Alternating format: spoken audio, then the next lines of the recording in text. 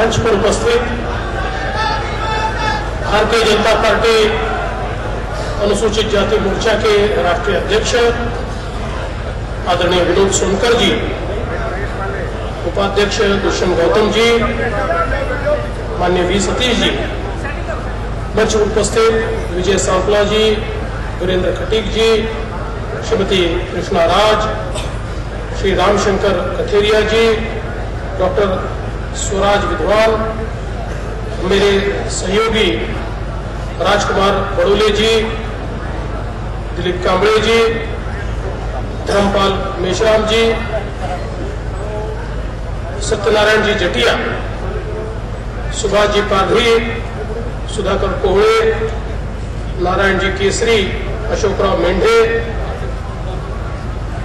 मंचासीन सभी महानुभाव,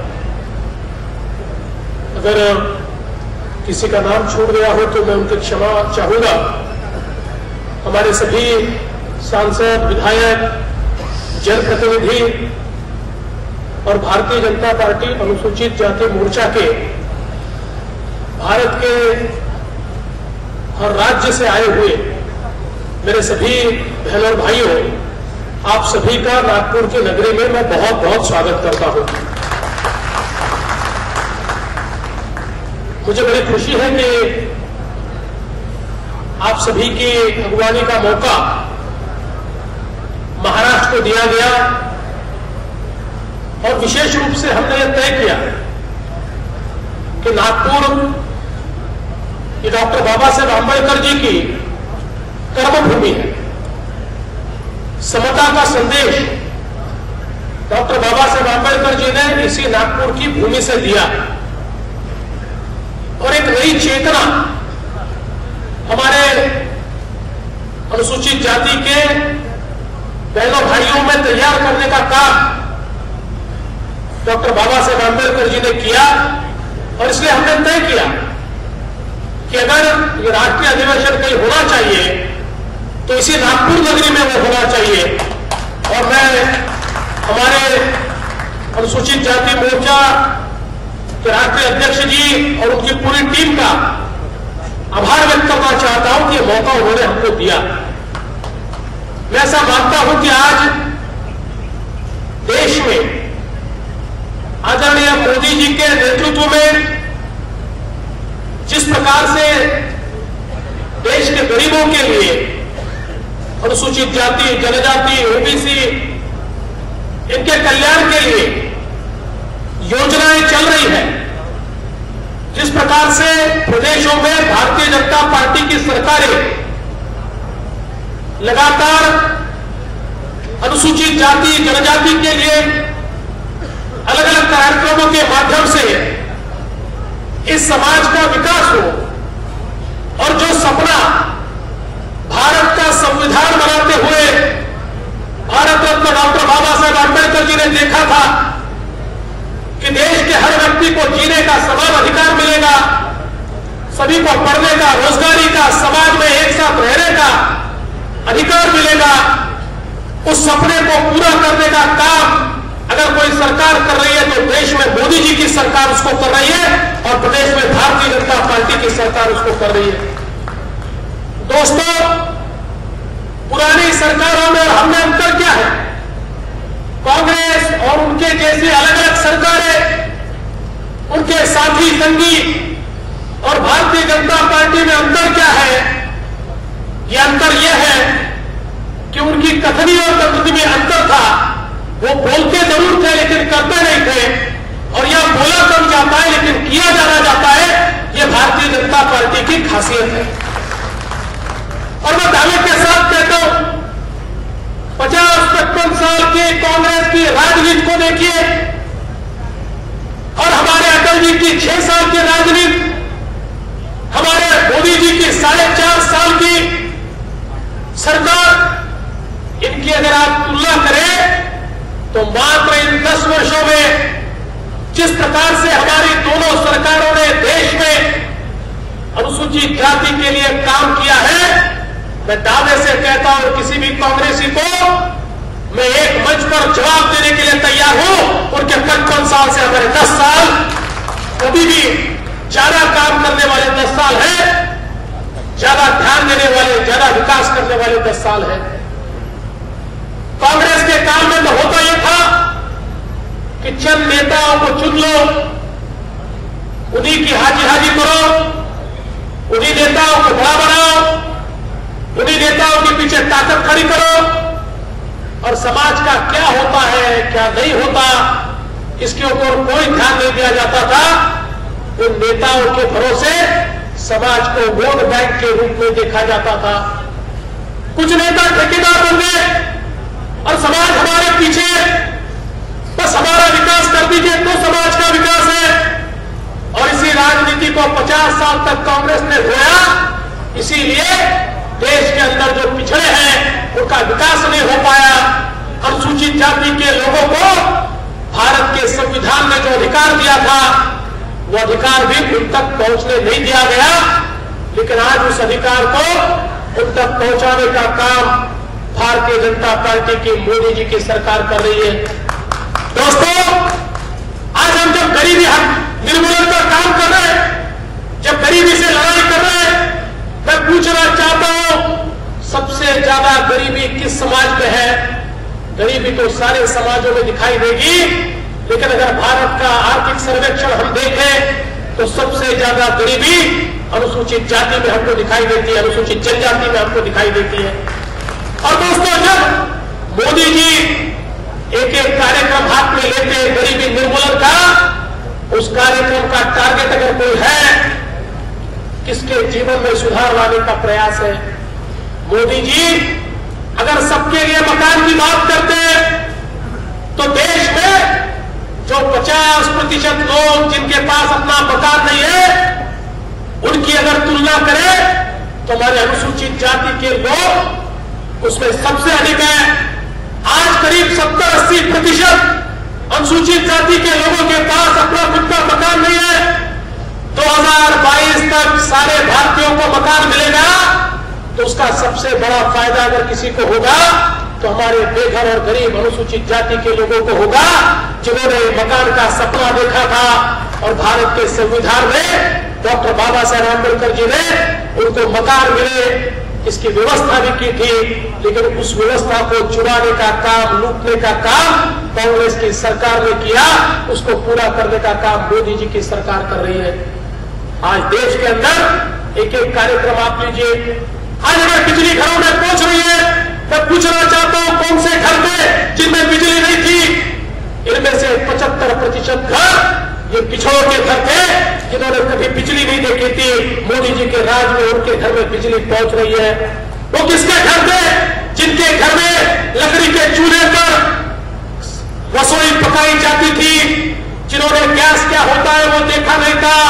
ये सारे के सारे अधिकांश लोग हमारे अनुसूचित जाति के लोग थे, क्योंकि इनको पिछड़ा रखा गया, विकास से दूर रखा गया, केवल नावों को जीवित रखा गया, लेकिन इनके लिए कभी भी कोई व्यवस्था करने का काम कांग्रेस की सरकार ने नहीं किया। ये केवल बोलते थे, केवल नाम लेते थे, डॉक्टर बाबा साहेब आंबेडकर जी का नाम लेते थे। मैं कांग्रेसियों को पूछना चाहता हूं, डॉक्टर बाबा साहेब आंबेडकर जी का नाम लेने का आपका अधिकार क्या है? डॉक्टर बाबा साहेब आंबेडकर जी को संविधान सभा में जाने से रोकने का प्रयास किसने किया? इन्हीं कांग्रेसियों ने किया। डॉक्टर बाबा साहब आंबेडकर को चुनाव में हराने का काम किसने किया? इन्हीं कांग्रेसियों ने किया, जो ये भी नहीं चाहते थे कि डॉक्टर बाबा साहब आंबेडकर देश की संसद में जाए। आज वो भी कहते हैं कि डॉक्टर बाबा साहब आंबेडकर के नाम पर वोट मांगने की कोशिश वो करते हैं। दोस्तों, इनका ढकोसला आज लोगों के सामने आ रहा है और इसे चिंता करने की आवश्यकता नहीं है। आज जब ध्यान में आ रहा है कि गरीब कल्याण योजनाओं के माध्यम से और अनुसूचित जाति के लिए केंद्र सरकार ने अलग अलग प्रकार की जो योजनाएं तैयार की, इन सारी योजनाओं में जो सबके लिए तैयार हुई उन योजनाओं में भी और जो अनुसूचित जाति के लिए तैयार हुई उन योजनाओं में भी इतने बड़े पैमाने पर अनुसूचित जाति के लोगों का विकास हो रहा है। चाहे शिक्षा का क्षेत्र हो, रोजगारी का क्षेत्र हो, स्वयं रोजगारी का क्षेत्र हो, उद्योग का क्षेत्र हो, आज हर कार्यक्रम में जिस प्रकार से अगर हम मुद्रा की बात करें तो आज मुद्रा के जो लोन बांटे गए उसमें उसमें 50% से ज्यादा लोग ये अनुसूचित जाति जनजाति के लोगों को, ओबीसी के लोगों को यहां पर प्राप्त हुए। और इसलिए मैं ये मानता हूं कि अब ये सारे जो एक साथ आकर मोदी जी के खिलाफ बोल रहे हैं, जो सारे एक साथ आकर मोदी हटाओ का नारा लगा रहे हैं, ये सारे लोगों को पता चल गया इतने सालों तक उन्होंने जो झूठ की दुकान खोली थी, अब झूठ की दुकान का शटर बंद होने वाला है और अपनी दुकानदारी बंद होने वाली है। ये समझने के बाद ये सारे के सारे लोग एक साथ आ रहे हैं। और ये कितने भी साथ में आ जाए, देश के अनुसूचित जाति के, जनजाति के लोग, पिछड़े लोग, गरीब लोग ये जानते हैं कि उनको दर्द को ये समझ नहीं सकते। अरे दर्द को तो वही समझ सकता है जिसने दर्द झेला है, जिसने रेलवे स्टेशन पर चाय बेच कर अपनी गरीबी को सहा है, जिसने गरीबों का दर्द क्या होता है ये देखा है। ऐसा प्रधानमंत्री गरीबों के दर्द को समझकर आज उस दर्द से उनको बाहर लाने की कोशिश कर रहा है। और इसलिए दोस्तों, लगातार झूठ पर झूठ बोलकर लोगों के बीच भ्रम फैलाने का काम होता है। ये सारे के सारे लोग एक आ जाते तो पहला नारा क्या लगाते, ये संविधान बदल देंगे। दोस्तों, सबसे बड़ी बात तो ये है कि भारत के संविधान ने स्वयं ही ऐसी व्यवस्था की है कि भारत के संविधान का बेसिक स्ट्रक्चर कोई बदल ही नहीं सकता, कोई बदल नहीं सकता। भारत के संविधान की एक ताकत है कि उसके बेसिक स्ट्रक्चर को कोई बदल नहीं सकता।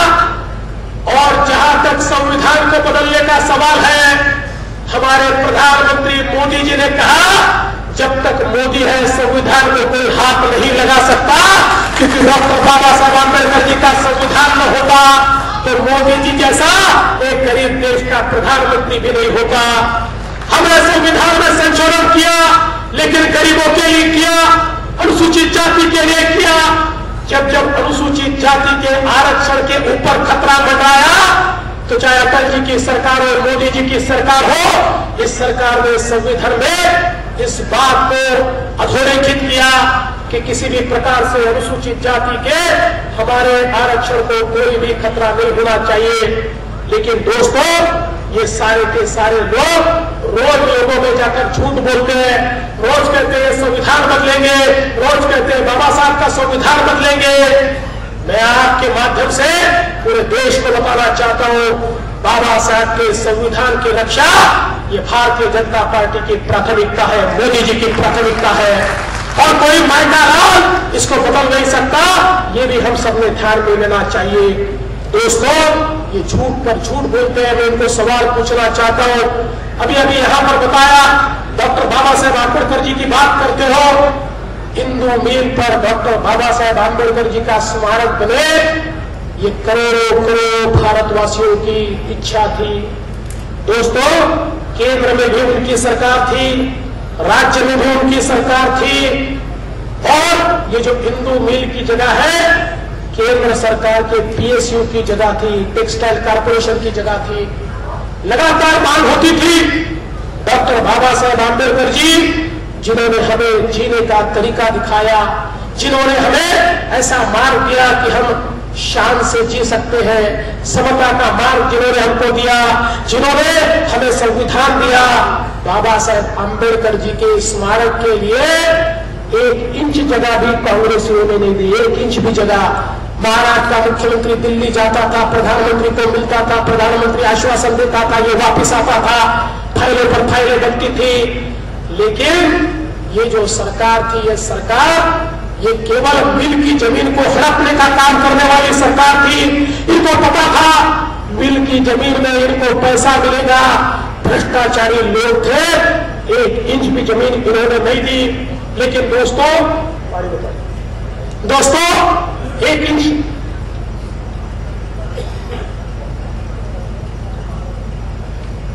इंच भी जमीन इन्होंने नहीं दी। लेकिन जब मैं मुख्यमंत्री बना, आदरणीय मोदी जी प्रधानमंत्री थे, मुख्यमंत्री बनने के बाद मैं मोदी जी के पास गया। मैंने कहा, मोदी जी, देश के करोड़ों लोगों की ये इच्छा है कि किसी भी हालत में हिंदू मील पर डॉक्टर बाबा साहेब आंबेडकर जी का स्मारक बनना चाहिए। उन्होंने कहा, प्रॉब्लम क्या है? मैंने कहा, ये जमीन केंद्र सरकार के पास है, पीएसयू के पास है, चाहिए कितने कानून बताए जाते हैं, सरकार जमीन देने को तैयार नहीं है। 15 सालों से केंद्र सरकार कहती है देंगे, राज्य सरकार कहती है देंगे, 1 इंच भी जमीन नहीं दे रहे। मोदी जी ने तुरंत मंत्री जी को बुलाया और कहा 3 दिन के अंदर ये जमीन महाराष्ट्र सरकार को मिलनी चाहिए। और तीसरे दिन केंद्र सरकार के साथ हमारा एमओयू हुआ, तीसरे दिन हमारा एमओयू केंद्र सरकार के साथ हुआ।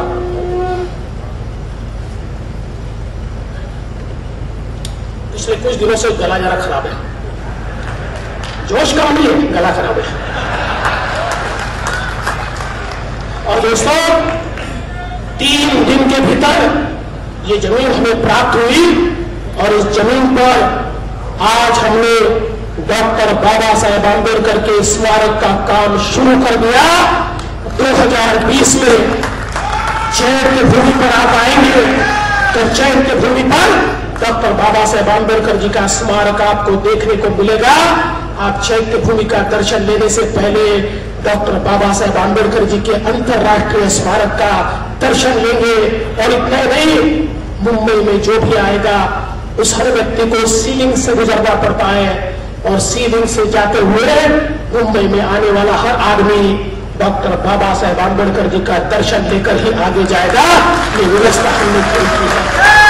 चाहे वो दीक्षा भूमि हो, चाहे लंदन का घर हो। लंदन का घर जब लीलाओं में निकला, हमारी सरकार में नहीं निकला, पुरानी सरकार में लीलाओं में निकला। पुरानी सरकार में उस समय के कुछ मंत्री उस समय के मुख्यमंत्री के पास गए और उन्होंने कहा ये लंदन का घर हमें लेना चाहिए, ये लीलाओं में जा रहा है, डॉक्टर बाबा साहेब आंबेडकर की शिक्षा भूमि है, यहाँ पर रहकर डॉक्टर बाबा साहेब आंबेडकर जी ने ज्ञान अर्जन किया है, बहुत मेहनत की है, हम सभी के लिए ये शिक्षा की भूमि है, इसको लिया जाना चाहिए।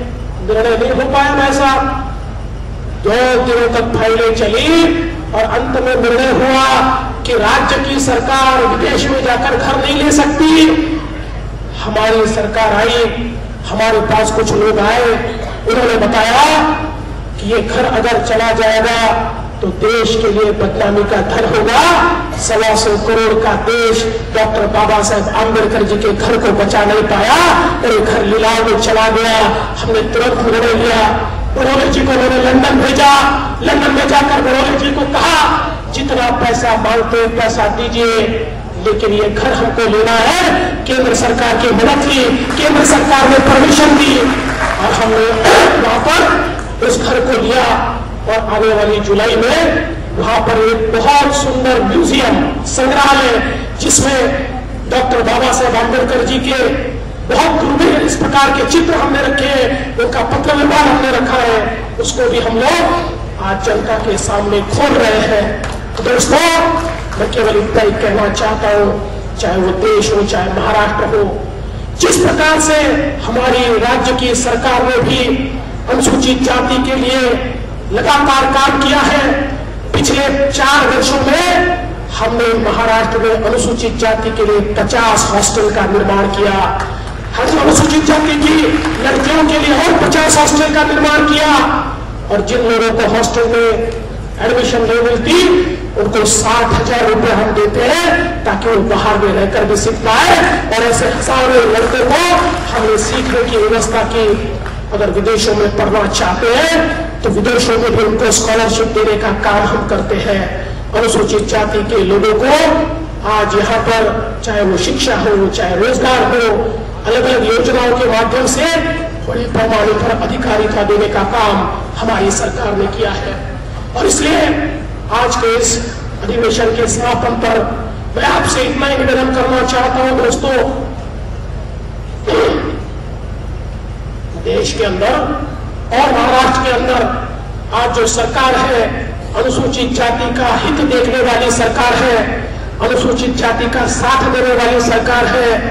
अब बहुत हो गया केवल बातें करने वाले लोग, ये लगातार लोगों के बीच आकर झूठ बोल बोल कर लोगों को गुमराह करेंगे। लेकिन आज सबसे मेरा निवेदन है, अभी जो बताया 20 बस्तियों में जाइए, हर बूथ पर जाइए, हर अनुसूचित जाति के घर में जाइए और बताइए इस देश में अनुसूचित जाति के लिए काम करने वाली कोई पार्टी है? तो भारतीय जनता पार्टी है। कोई नेता है तो नरेंद्र मोदी जी है। और मेरा विश्वास है आप लोग अगर चाहेंगे तो 2014 में सबसे ज्यादा अनुसूचित जाति के सांसद भारतीय जनता पार्टी में चुने गए, लेकिन 2019 में उस रिकॉर्ड को भी हम तोड़ेंगे और देश का हर अनुसूचित जाति का सांसद केवल और केवल भाजपा का होगा, केवल और केवल भाजपा का होगा। इसके लिए आप लोग सब तैयार रहे, इतना ही निवेदन करता हूं और अपने शब्दों को विराम देता हूं। जय हिंद, जय भीम, जय भारत।